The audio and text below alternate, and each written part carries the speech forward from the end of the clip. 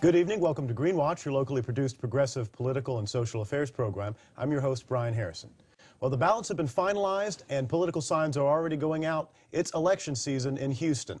That's our topic tonight. We are joined by a couple of city council candidates, and we're going to be talking about the important issues that face this city during this campaign. With us tonight is Deb Shafto. She is running for the Houston City Council at-large position number 4. And we are also joined by Don Cook, who is running for the Houston at-large district number 1. First, welcome to the program. Position 1. Position 1. I'm sorry, not the district. It's position 1. First, I'll go ahead and go to you, Don. Whoops. Why are you running? I got tired of waiting for somebody better to run. And also, I'm on jihad. You're on jihad. How do you mean? Well, that's jihad means to make effort, to struggle, to try, and I've been doing that more or less consciously since about 1995. Congratulate me. 14 years of jihad. Don, what experiences in your life make you qualified to be on city council? Well, I'm human, and I can tell right from wrong, and I'm not for sale. And by you're not for sale, you mean what? That there's a lot of something going on at city council, or how do you mean? Oh, come on, Brian. We were just talking a moment ago about how people spend $500,000 or more for the seat I'm running for, and the job only pays about $40,000. What's the economics working there? I think there must be some, dare I say, personal greed involved in all too many instances. And so you think the fact that you are insulated from big money makes you a better candidate for city council? Oh, definitely. When elected, I will work for the good of everybody, not just for the good of the rich. What is city council missing? I mean, city council, there's a lot of money in the campaign, so they're not missing money on the campaigns. But what is council missing, and what do you think you can bring to it? Okay, in a democracy, the people who are elected to office work for the will of demos, the people. But in a plutocratic democracy, which is what we have here, all too often that shift is towards, well, it's away from the good of all towards the good of some few. And I'd say that's what's missing in all levels of government, especially in the United States. Other countries do have that problem. Other democracies do have that problem. Some of them have, I think, perhaps accidentally, perhaps, or on purpose, I don't know, but they've worked out a little better than we have. There's still room for improvement in all the democracies I'm aware of at this time. Well, what I sense from both of you about your campaigns is there's a lot of populism in it. You know, you want to bring the city government back to the people. Absolutely. And in fact, you're running on a joint ticket called the Progressive Ticket. Yes. Can you tell us about that? Well, yeah, it does have a populist edge to it. It's so populist. I don't even use the word capitalist anymore. I've decided to use the word Plutarch, which was popular with the progressives at the time, talking about the Plutes and the Plutarchs, you know, as another name for the rich. I mean, you don't have to be Marxist to help people.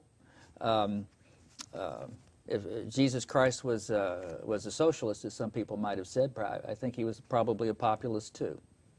And in fact, these campaigns, I should say, are so populist-oriented, are so, they want to keep money so out of politics that you both decided, all three of you, Yes. decided to get on the ballot through File petition. by petition. Tell us File about by that. petition. What does that mean? Well, filing by petition. Petition is the tool of democracy. It's in the First Amendment to the Constitution. The word is in there. And it's actually much more difficult to file by petition than it is to file by with money. It would have been much easier for us to just all city offices, although the amount of petitioning varied, whether or not it was a district race or an at-large race. All the money requirement was $500 in all cases. But so there's two ways you can get on the ballot: $500 fee, or you collect a certain number of signatures. Yeah. How many did you have to collect? Well, if you're running at large, it's 587 is the number of good signatures you have to have, which is normally it's under 100 for most districts if you were petitioning for a district. And I can't quite get my head around that. Everyone has the same voting power on city council, but there's this variation, disparity. Thank you. There's this disparity in if you choose to petition, if you choose the populist route. This makes a statement about what we stand for. We want to use democracy, not the tool of plutocracy, to get on the ballot. Not money, but petition. Right. Right. I mean, just to get 500 signatures, if you've never done it out there, it is difficult to get people to sign something. And that shows a certain level of support just right off the bat, much more than if you had just forked over $500 or whatever it is to get on the ballot. We are talking with Don Cook and Deb Shafto. They are both running for Houston City Council. Please. I want to turn now to some of the issues that are facing the city. I think one of the basic things, not to say anything bad about the current administration, but it's been 5 years since a foot of light rail was laid in this city. That's outrageous. That's in fact laying the tracks. Laying this rail is the key to the whole planning for the city's future, because the city will grow in certain ways where the rail is. If you look along where the rail lines are now, what you are seeing are that complexes are going up, that people will walk to and from the tracks, and they're like 5 to 7 story buildings are starting to go up. If you've ever been to Paris, you've noticed that you'll notice that that's the way most of central Paris seems to be. Dense urban living. Yeah, dense urban living. Thank you. That's the phrase that you hear where the planners talk about. That's what we have to expect and plan for, and this will happen. We don't have to order people to move in certain spaces. It will happen around the rail hubs. Now, the two words Houston and city planning don't go together very well. It's kind of oil and water. Better than Houston and zoning. Traditionally, it has been. Right. Well, but that's really one of the fundamental problems that Houston has to face, is how is it going to grow? What's your vision on how Houston should grow? I don't like the word grow. I don't like the word grow. Oh, okay, well, explain that. I was talking a few minutes ago about Houston probably becoming the 3rd largest city in the country. I think of this more as a swelling than a growth. We need to develop. We don't need to grow. A lot of things we need to get away from this notion of growth. In terms of economy, we need to get away from the notion of growth. We need to move to on to the notion of stability, sustainability. So then how should the city develop?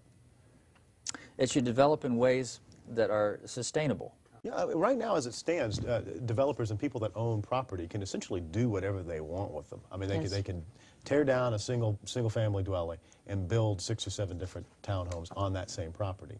Should we continue to function in that way, or should we look for a different way of business? The rights of others, your rights rather, end where the rights of others begin. Yeah. Yeah, well, this development is also, it's untenable just from an infrastructure standpoint, because the city's got to invest heavily in improving the infrastructure, or else it'll crumble from the excessive use. Absolutely.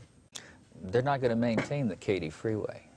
That monstrosity is a white elephant that will stand as a monument to the foolishness of this age. And that is an entirely different story. That is definitely a huge freeway. I drove on it recently. That's something else. Another problem that unplanned development creates or exacerbates is drainage and flooding. Absolutely. And that's something that comes up continuously in Houston elections.